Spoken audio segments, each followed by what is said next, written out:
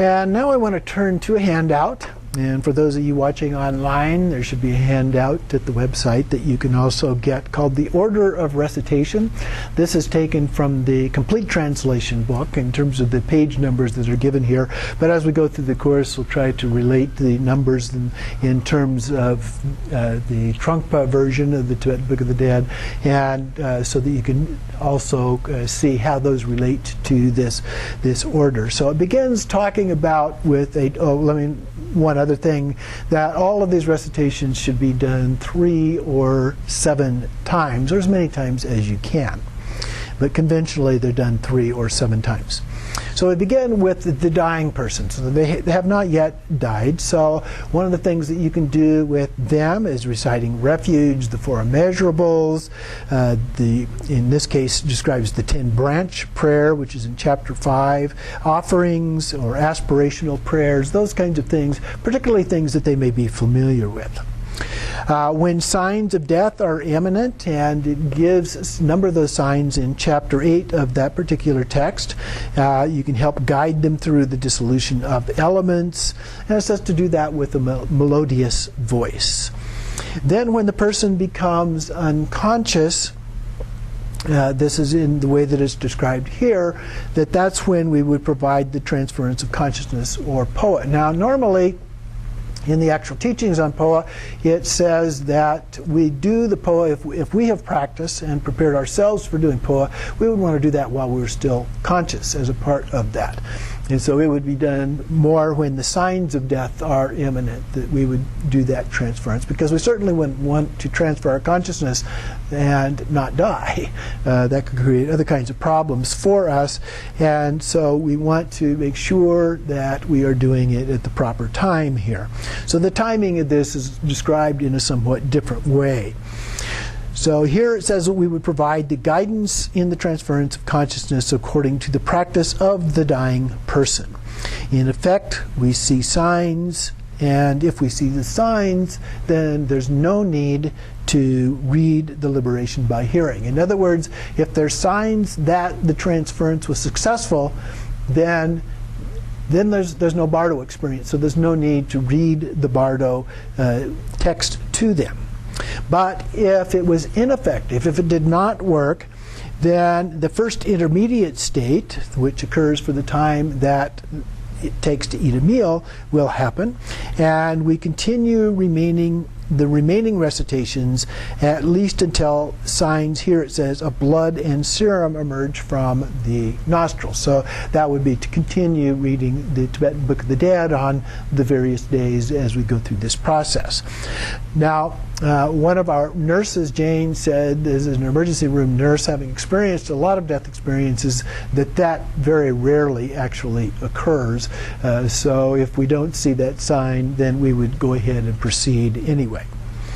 So at that case, we sit close to the ear of the deceased if we're able to. Now, we're not always able to do that. So if we're not able to sit close to the person, then we may want to sit as close as we're able to the place where they died. The body may have been disposed of, or it may have happened at a different location than we are, and so forth. So we may not be able to do that. But it says sit close to the ear without touching and make offerings. So we visualize the offerings. A lot of the POA practices begin by making offerings, and recite aspirational prayers such as those in chapter 12 and the root verses on the 6 bardos.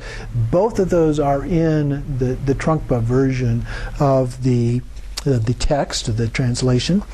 Then recite the liberation by hearing, the inner radiance of the ground, and then lay the person on the right side in the lion posture. If you recall, the Buddha laid on his right side and the palm of his hand on his cheek when he was dying. So that's the lion posture being referred to here. There are other ones in the tradition, such as in Dzogchen.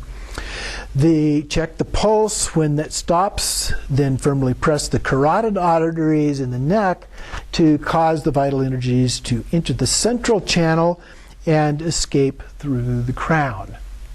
So then we have been doing the practice for them in terms of the POA, and then continue the recitation many times up to 3.5 days, is the way it's described here. Then when recitation ceases, so now we have a little bit of a conflict here in terms of the way it is described, not unusual in Buddhism. We see that kind of thing. When the respiration ceases, the second intermediate state, the confused mental body, again, for the time it takes to eat a meal, the clear light appears here. And it was described differently in the description that we were giving before, that the dissolution, the breath ceases at the end of the dissolution of elements, but the clear light doesn't appear until the end of the dissolution of consciousness. So different kind of description here. At any rate, the clear light appears. And then if practices completion stage, repeat the recitation from page 11 on pages 228 and 231. These are from the complete translation rather than from our text here. If the person practices the generation stage, begin the second inner radiance practice with the meditation deity. If the ordinary person, so they don't have these kinds of practice experiences, it suggests meditating on Chenrezi, or doing kind of a guided meditation. And then the appearance of the mother and child clear light, the mental body, the Buddha families, and so forth begins to appear. Signs of liberation from this part of the practice, so this would be the Dharmata practice. The body will glow, there's no smell, it looks like they are sleeping, there's a feeling of happiness, a sense of happiness in the presence of the body, and so forth. But if liberation is not attained at this point, and remember there are many different possibilities for liberation, then we have the third intermediate state with the lights and sounds, the peaceful deities, and the 1st through the 6th days. And so those are listed here with each of the different Buddhas that appear. The first day we have the appearance of Vairocana. The second day, Akshobhya Vajrasattva. The third day, Ratnasambhava. Fourth day, Amitabha. Fifth day, Amoghasiddhi. Sixth day, again, all of them appear. And so in the actual text, we have the text that we read related to the appearances of each of these families. And then for those who lack spiritual practice or have broken their vows, there is on the 7th day the appearance of various dakini. So this completes the peaceful deities, the number of peaceful deities that appear. And then, again, there are various signs of liberation up to this point. A cloudless sky, rainbows, shower of flowers, fragrance of perfume, music in the sky, and then these others relate to the cremation of the body, relics, images, rainbow lights, and so forth in the funeral pyre. Now, we may not have a funeral pyre to look in, and so we may not have the opportunity, but those things kind of could appear during or immediately following the cremation as well. Then we have part 2 of this, the wrathful deity appearance. So it says even the lowest of the low Vajrayana practitioners will achieve liberation. The others already have. So the better practitioners will have achieved liberation by this point, according to this text. So then we have days 8 through 13 that are described here. And in the text we also have a little bit of a conflict, because at the 10th day we have the beginning of part 3 here as in this description. So there is some overlap described as it's described in the Tibetan Book of the Dead itself. So then we would describe the in part 3 we would describe the aspirational prayers. These are for those, go back to the description of part 3, the 10th through the 49th day for those lacking familiarity with meditation experience and those with negative disposition. So we would recite aspirational prayers, the mental body instructions, which occur in the mental body part 1, 2, 3, and 4. And here, these parts, these have been set aside over 3 days each. And so when we do these over this period of time, since we've gone through the first 13 days, we begin with the 14th day, so 14, 15, and 16 with mental body 1, and so forth down through these. And doing these, each of these over 3 days, we wind up at the 49th day at the end of this process. So we do the mental body instructions over days 14 through 25. And then we do obstruction of the womb entrances, the next set of practices, practices 1 through 6 over days 26 through 43.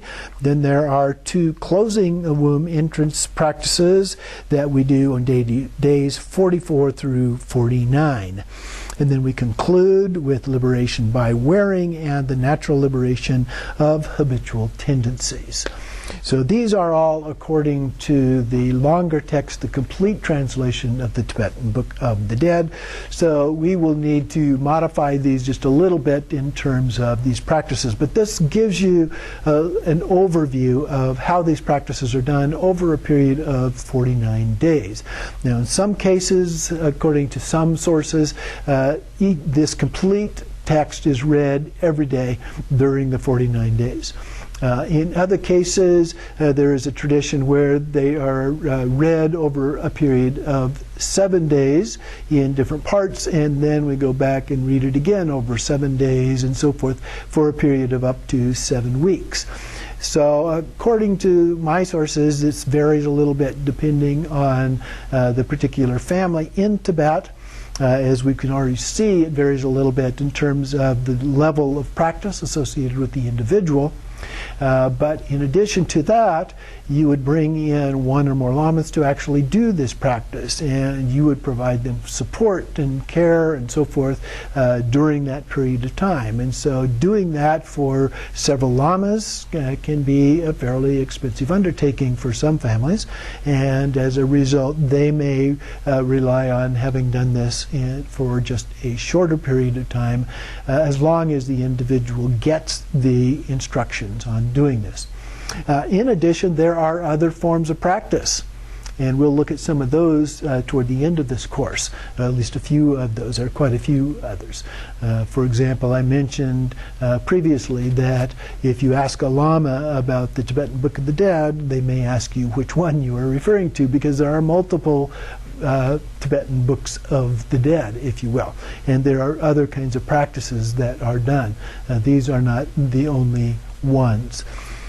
But it gives us an overview, and this is a very popular form of practice because it was one of the first translations of any texts from the Tibetan tradition. And so it is an important one, and one that can be very helpful to us in preparing for that, as well as others who are going through that process. So that concludes our teachings here for today.